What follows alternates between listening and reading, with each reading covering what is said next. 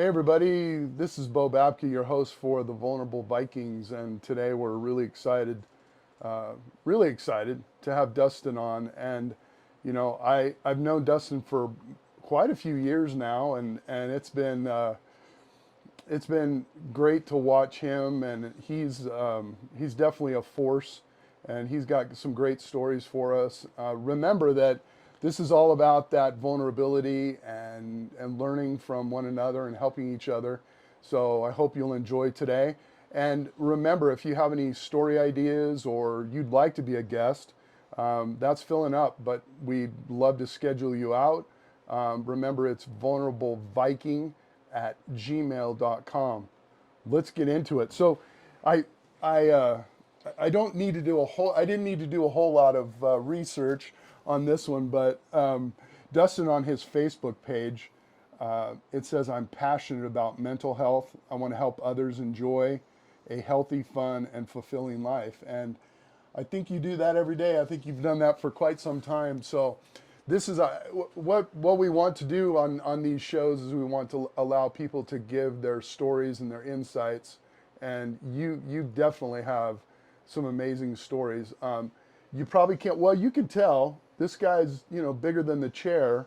So you can tell this guy might have played a little bit of football or something. Yeah. So anyway, jump into it. Thanks for coming. Yeah, no, thanks for having me. And the theme of the show, the Vulnerable Viking, is definitely when I saw you kind of start that and put that out there, really like the logo, and just that's something that I've been able to kind of come in touch with, in the last little bit of just understanding the vulnerability of mental health, and understanding that there's a lot of people suffering in silence, and there's a lot of people that have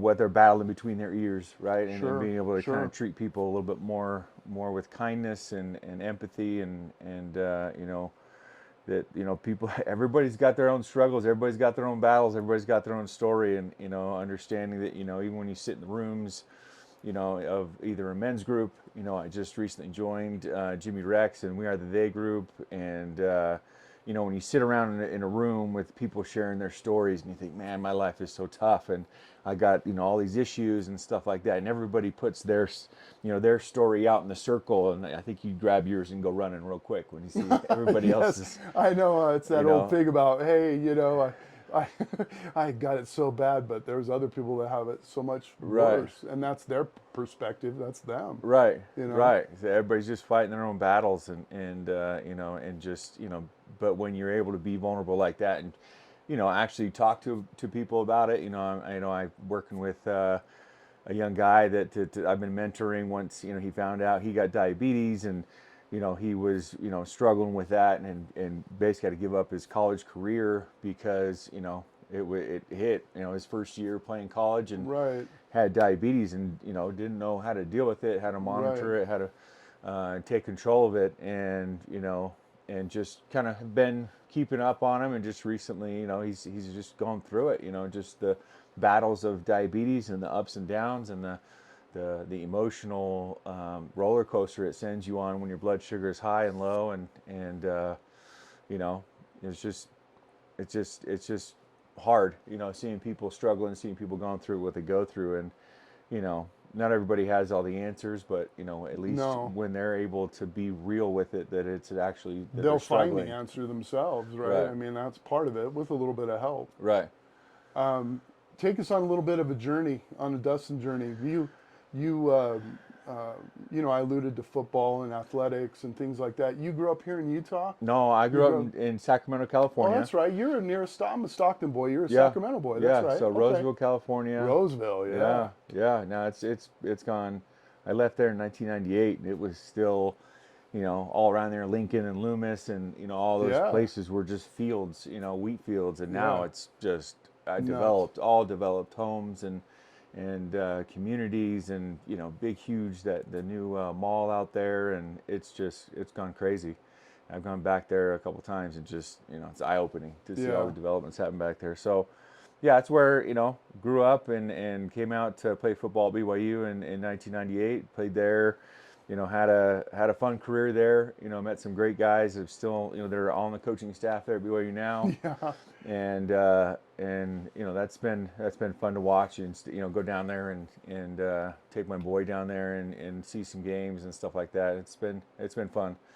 And then got drafted to the Oakland Raiders at the time. They weren't the Vegas Raiders quite yet. Right. And went out there in 2003 and was there just up until literally the last couple minutes until they cut me before the regular season for the 53-man, 56-man roster. And then just kind of bounced around, went down to Southern California, was bodyguarding for Dennis Rodman, working in his nightclub, traveling around with him a little bit, and living that lifestyle. It was pretty crazy. And got another shot with the Kansas City Chiefs, and that didn't work out. And so I came back to Utah, and it was like, now what? Right. Now it's football career was kind of understanding that it was over.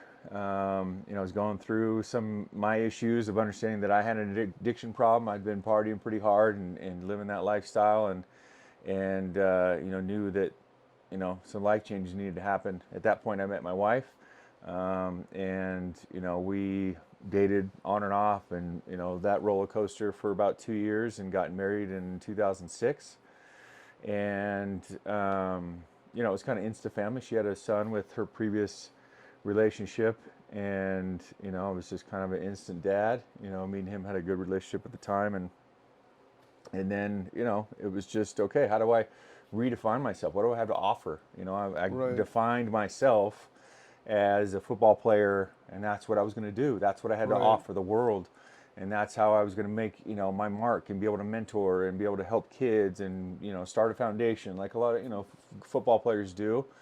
And that didn't happen, right? So I had to kind of, all right, what now? What do I do? And it's been a journey. It's been hard figuring that all out. Tell us a little bit what you feel comfortable with. Tell us a little bit about the whole addiction thing. Did that start like in high school, or was it something, or college, or I know. Yeah, I mean it I fell off a cliff, broke my back when I was 16. So that summer, I was doing intense physical therapy. I don't really recall how much pain medication I was on. Right. But I'm sure that there was, that I was taking enough to mask the pain and get through that, because I was able to play football and get released to play football only Right. like 2 months later. Oh, jeez. Broke yeah. your back playing football. I broke my back. You had to be I fell on off pain medication if you were playing. I fell off 2 an months 80-foot later. cliff. Yeah. It I was. mean, It not was too an many intense people summer. fall off a cliff and live. So I mean, here we go. That was another story. Yeah, I fell off yeah. an 80-foot cliff and Jeez, 80 feet. slipped and went over the 80 edge. feet. Yeah. That's Yeah. a hell of a long way down. Yeah, no, it's so I hit a couple times on the way down, so I knocked myself out Break first. your fall.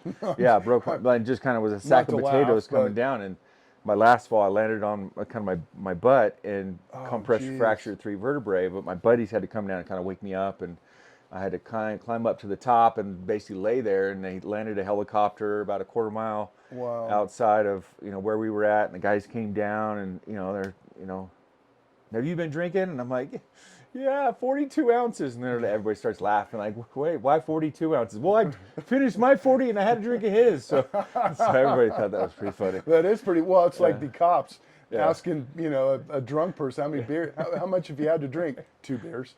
Yeah. Everybody, 2 beers, 42 ounces. Yeah. Okay. So, and then, we're kind of up real deep in the woods, about a mile, and so they're looking around, and I'm like 260. Yeah. And they're yeah. putting me in the metal cage and locking me up, and I'm Oh, on geez. I'm on a flat, backboard, and Yeah. seat collar on, and they're looking around. All my buddies are 100 pounds dripping wet, and they're like, Yeah. "There's no way these guys are gonna, we're not gonna be liable for one of these guys slipping trying to carry him." Right. So they radio to the Folsom prisoners. And so I've got murderers and rapists come down and Folsom grab, prison, yeah. they're Yeah, carrying for me out sure. of the thing, and they smell like a garbage dumpster, and It's funny how you remember things. Yeah.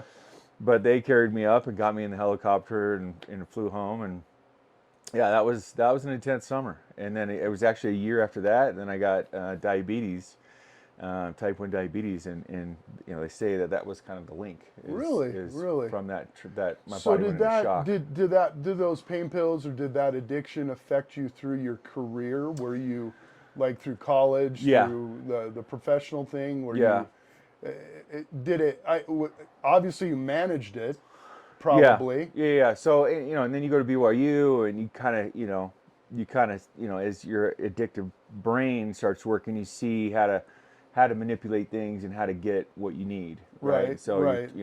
you're talking to telling the doctors this hurts, that hurts, and you need more, and it just kind of Right. just develops and just kind of Well, it snowballs. obviously didn't. I mean, we often talk about how it affects all these different things that might affect people, but you must have had it pretty managed because you were very successful. I mean, it wasn't like you stopped at college; Yeah, you went on, and so, what that mindset was probably, kind of feeding that mindset, but managing it pretty well. yeah, yeah. No, it was a lot. I think looking back, I was managing a lot rather than concentrating on my schooling and in my What's being the that? best Just be at. eligible. Yeah, Let's just be eligible, yeah, right? yeah. Just get through, and it just that's that whole thing. I did. I was I tried to live two lives basically. And going through Right. living down there in Provo, and it's definitely not a party school, so you gotta seek out what No. you're looking for if you're looking for trouble. um, it was difficult looking back on it, and obviously wish I would have made some different decisions, but Yeah. it made me who I am today, and I'm proud of that. I'm proud of who I am, and the journey I've been through, and that I can help other people not go down the same journey I went through and go through the trials I had, and maybe learn from my mistakes. Did you find a lot of people, a lot of athletes, kind of in that world as well? I know there's a lot of athletes that, I mean, because I was in that world too, the steroids and things like that. But the pain pills, I imagine.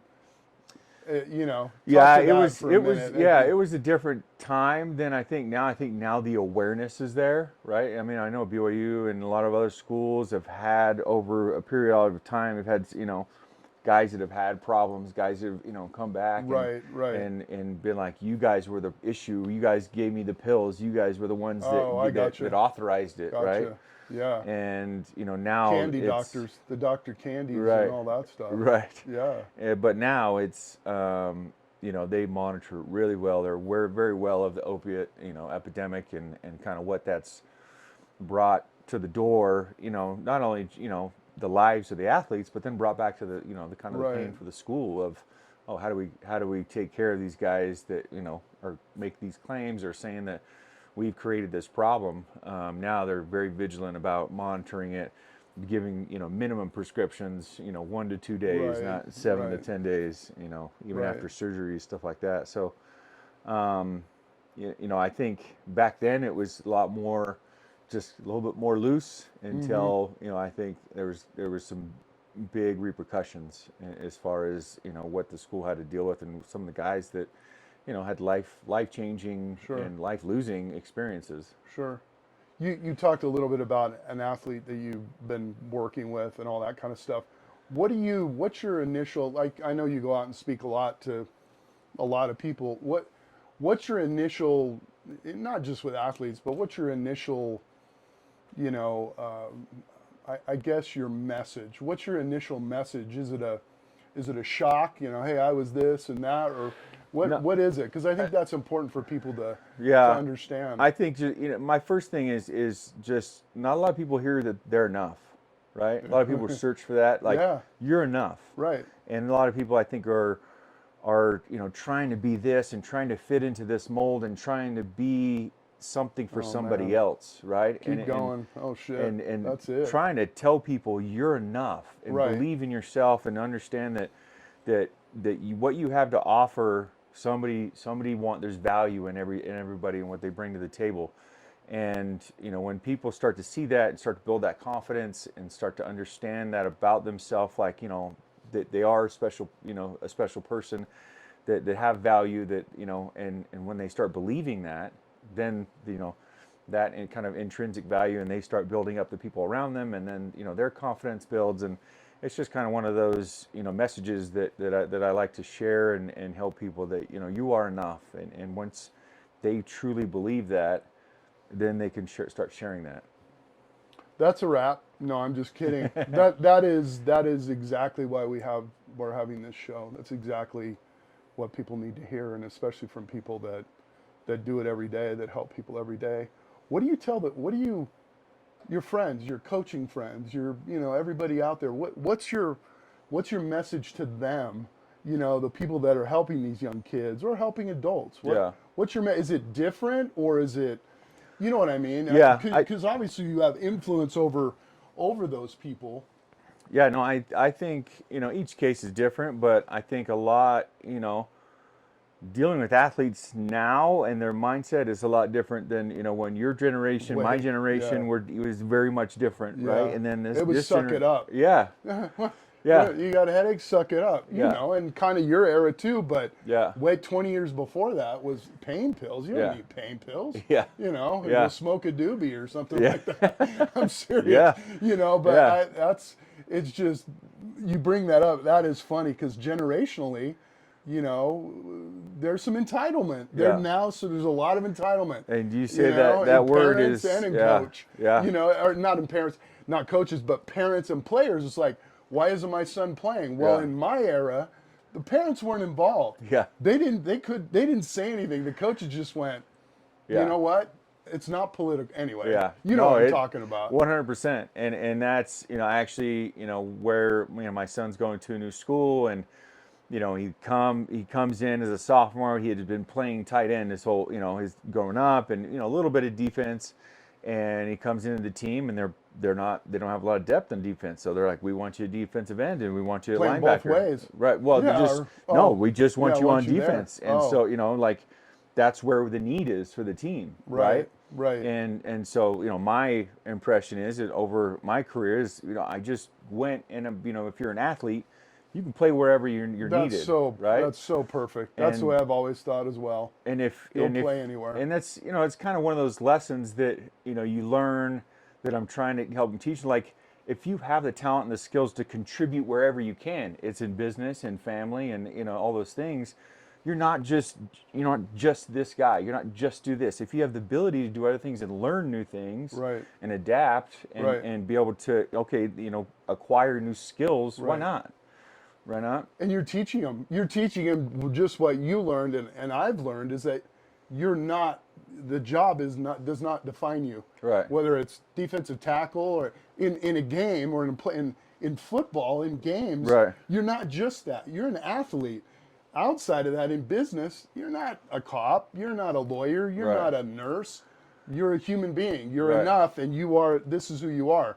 Now your talents will put you where eventually you need to be. Right. That's another great thing about teaching kids about, I don't have to be, I have to be a quarterback. Oh my God. I mean, look at all the quarterbacks that were quarterbacks in college, and now they're like safeties and, or whatever they are. Right. They're, Safeties, slot receivers, tight ends, like there's, it's the same thing in life. The correlation to life is, well, I can only do this. Well, who says you can only do that? Right. Be adaptable. If you're a good human being, you can do whatever, you have the smarts and the talent, you can do whatever you want. Right. And that's, Interesting. Something that we all had to, I think, had to learn over COVID is the pivot, right?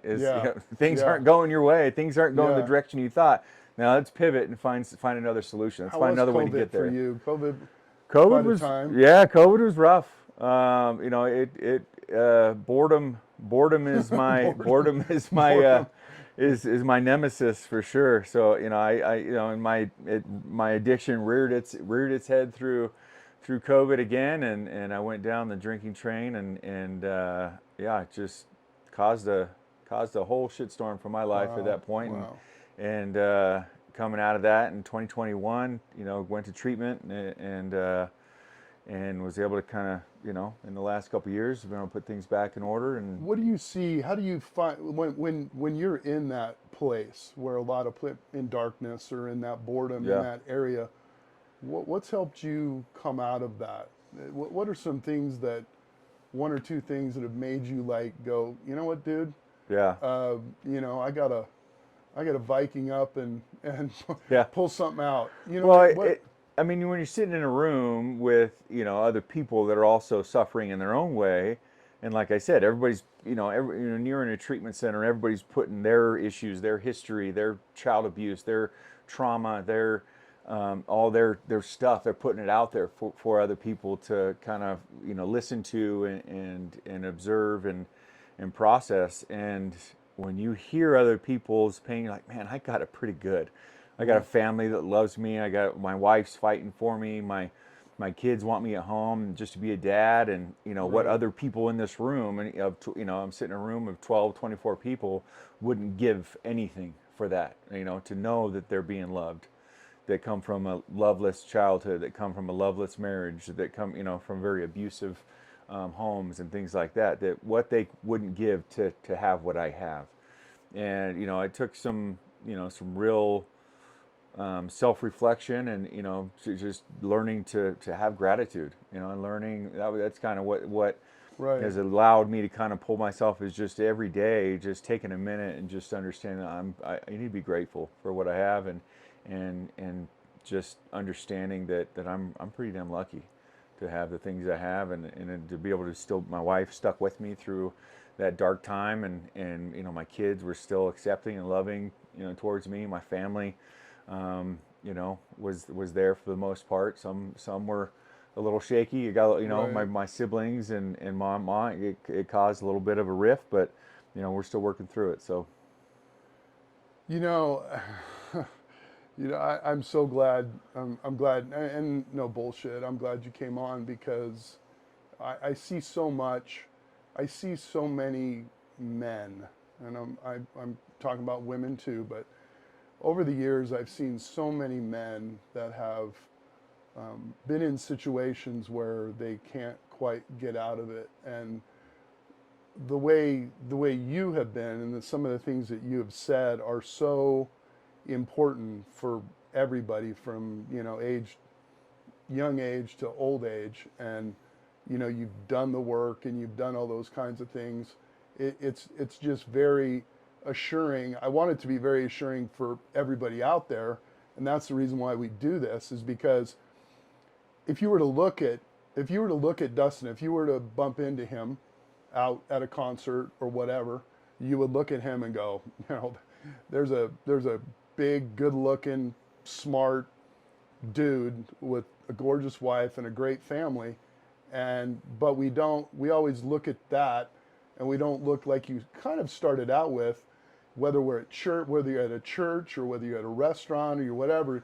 You look over that and you go, oh man, they got it made. right, And I need to live my life like them. Well, you don't really know what kind of life they live yeah, or have lived to even be that. And so when you said enough, being enough, and creating your own, you is so important. And it's always been, because looks are always, they're deceiving. Yeah, They're so deceiving because, it's like very wealthy people. Some very yeah, wealthy people dress like I'm dressed, in gym clothes and yeah, ready to go, but they could pull out their black cards, or they could go buy a boat, in 2 seconds. right, Not the same, but the whole mental health thing, the whole, people can be, and I came across this week again. It was another reminder. Someone that just has everything. I mean, you would look at them. I'm right, not a recipient. You look at them and you view them as they've got everything. Oh my gosh, they've got money, they've got family, they've got a beautiful business, they've got all this stuff, but there's so much darkness there. yeah. There's They're so miserable. much. Yeah, and they've Yeah, not been able to work that out. Whether it's the addiction, or whether it's not, it's usually not being good enough, right, and not knowing themselves and loving themselves. right, And that I think is pretty important. You mentioned, you talked about what gets you out of it. Is there something like internally? I mean, I know it's pretty private, but for me, I look at that gratitude, and I look at my family, and I look at, I look at how other people are, not in judging, and I wanted to talk about judging in just a minute, but for me lately, it's been, what has brought me into a different realm, because I think we reinvent ourselves all the time, Yeah. all the time. Yeah. It's me finally realizing at 61 that, you know what, I got it. I got it going on, especially with all the experiences I've had, things like that. And I found that a lot of people will judge you, and they're going through their own crap, but they will judge you and hate you because you have gone through Right. that. Oh, yeah. And if you would, my question is kind of a general question.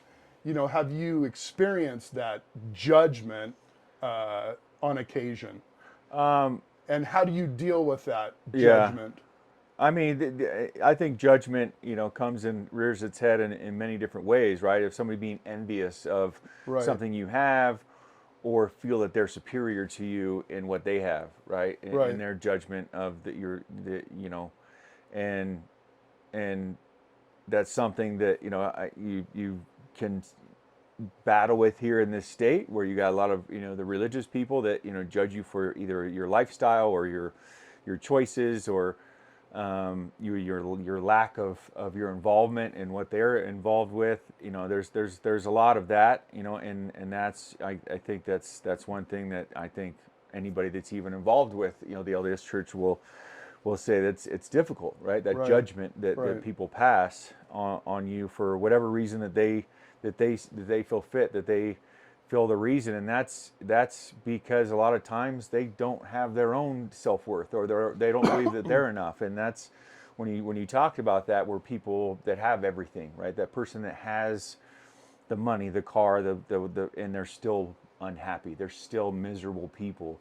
And a lot of times it is something that a trauma or somebody in their life from their childhood, or that told them they weren't enough, that told them Right. that they were constantly seeking for their approval and never got it. Right. And either that person never gave it to them, or they were constantly seeking for it because they never were able to tell themselves or look themselves in the mirror and say, I am enough. Right. And that's I've spent a lot of time listening to podcasts, and doing things like that. There's a lot of very, very influential people that speak on that, obviously the Brene Browns and things like that just having that self confliction, that affirmation, right? That Yeah. yourself, that you tell yourself and you believe in yourself. And those people that maybe just haven't practiced that, right? They're very successful in many other ways. And when that judgment is passed on you, then you start to self-reflect, and then you start to, wait, am I enough? Like, wait, why? Yeah. Why is this guy making me feel like I'm not doing it right, or I'm not doing enough, or I'm Right. not a good enough business person or husband or whatever it is? If you don't have that conviction that you are enough, it can mess with you. True. After all that we've discussed and all that, the thought came to mind: if you ever, in your ventures, if you ever want a stage or something to do some videos for what you're doing, please, I offer that. You can just come over and Yeah. on Saturday, because as good I consider you. I know we've been off camera too, but I consider you such a good friend and a good example and a great guest. You're a great guest, and I think you got to get that word out. People will listen to you. Intimidating people listen to, and I don't mean that in a negative way, but I'm sure you get the same thing. I'm Yeah. not as large as you are, but the intimidating looks, people just go, oh my gosh, they must, everything's good in their life. They don't, everything's fine. But it turns out that we have the biggest hearts, Yeah. the biggest hearts and the most willing to try to help people. So Yeah, if I anybody offer ever that. has any questions or anything Yeah. like that, We'll, hit me up on social media or whatever. We'll put you up there, the too. holiday season, I go around as Buddy the Elf and try to bring That's bring right. smile. He is the biggest buddy of the elf I've ever seen. That is good. Yeah. We'll have to do a little. I will have to follow you on Yeah. that one. That would be fun. Yeah, no, That'd be it's a fun. good time. It's good to see people smile and and bring smile to faces that maybe having a hard time. Like I said, just That's suffering in awesome. silence, That's right. and I you never forgot know what about people are that. going I through. And forgot about that. yeah, So you go to all kinds of. You go yeah, to like. I do the Harriman tree lighting, and jump on the float and go do their thing, and Right. they do a skate night with Buddy, and go out there and ice skate with the kids, and yeah, go around. Oh I my do like gosh. corporate parties, family parties, and just That is go in and awesome. I've got some little yarn snowballs, and just pelt the kids around the room, and How pick fun. up grandma and take some pictures with Yeah, her, and yeah. and it's a hoot. It's fun. It's exhausting, when you got to be on and play the part for a while, Sure, but sure. it makes it fun to see people What was the smile. nexus for that? Other than obviously you're a guy that wants to Yeah, make no, people happy and it smile. just started as a joke, as a corporate, Christmas function. Like, hey, what if we get you the Buddy the Elf costume and you wear it, and we, they set up a photo booth, kind of, with the lights and the backdrop, Yeah. and I'm picking up employees and just a Yeah. big cheesy smile, Yeah. and the jacket was about 2 sizes too small because it was one size fits most, Uh-huh. and it didn't fit me. So and then it just kind of snowballed, and then I went to a costume maker, costume artist, and she made me a Oh, custom good. costume. Oh, I was going to ask that because that's a Got hell of a everything. lot of spandex. Yeah, You yeah. know? Got the yellow tights to fit right, and the jacket actually covers up my crotch, so I didn't have to turn and taking pictures of kids, and Nice. and it's Buddy, yeah. Buddy the pervert Yeah. elf. Yeah. Okay. Gotcha. So I got it to fit right, in the wig and the hat, and I just put on a smile and a goofy, Oh yeah, with we've got goofy to. phrases. We'll have to put that up somehow. I'll have to put that up, but Yeah. we'll need to come. We'll Big need Buddy to come the Elf visit. is my Instagram, and What is it again? I'm sorry. Big Buddy the Elf. Big Buddy the Yeah, elf. yeah. Okay. So I started a TikTok last year, and started doing some funny videos, and going out, kind of having people film me as I walk into a party, and congratulations, you did it, best whatever in the world, and just being a total jackass, and Best coffee in the world. Yeah. Best. Yeah. And I just started walking into businesses. So I'd Uh-huh. walk into like a chicken sandwich, like, congratulations, you did it, best chicken sandwich in the world, and all the employees are like, what? That is so cool. I totally forgot about that. I'm glad we got there. That's Yeah. totally cool. Yeah.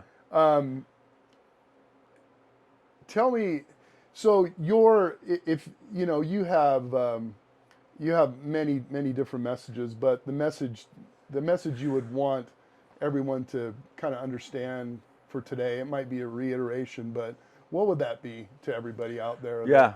Just take a look. Take a couple minutes in the morning and do some self-reflection, and find a place to be grateful. Find some gratitude for whatever it may be, even if you're in your darkest times, that you can brush your teeth, that you can get up, and that you actually have your legs to stand up and get out of bed, that somebody else that's in a wheelchair that maybe really wish that they could do that this morning, that you can walk over and kiss and hug a loved one, that some other ones that may have just lost a loved one. Finding things to be grateful for, and finding that gratitude in your heart allows yourself to maybe stand a little more erect, and maybe to to be a little more proud of who you are, and then as you tell yourself that that affirmation, that I am enough, that I have to offer what a lot of other people around me, that a lot of other people in the world today would like, that I have something to offer, whether it's love, whether it's kindness, whether it's gratitude, and whatever it is maybe in your profession, that somebody out there would like, that somebody out there needs, that I'm enough in what I do and what I have to share, because I'm grateful for who I am.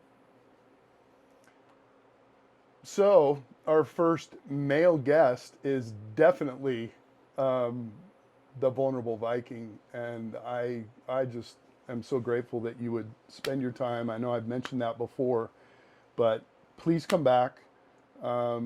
Please come back, Yeah. and we'll get Big Buddy. Yeah. Well, maybe we'll get Big Buddy to come. We need Yeah. to have Big Buddy. We just follow Big Buddy around. Yeah, and, we can do that. We can do that, and, Maybe and do a co-host, and maybe bring in That- a Grinch. Maybe somebody's struggling. I'll just cheer him up the whole time. we could do that. We Just could do sit- that. I think no, it's so great what you do, and you know, there aren't too many people. There really aren't that many people out there that are doing what you're doing, and I just really appreciate that.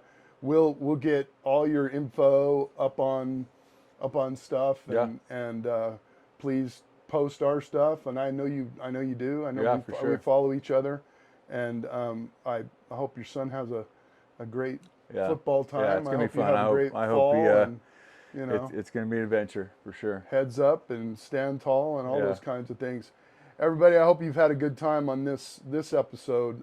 It really is appropriate to have this guy as our first male guest. Not that we're going to have more males or more females or whatever the heck it is, but on the Vulnerable Vikings, this has been a meant to be kind of a moment. So I'm excited, and hopefully you'll get to see this real soon.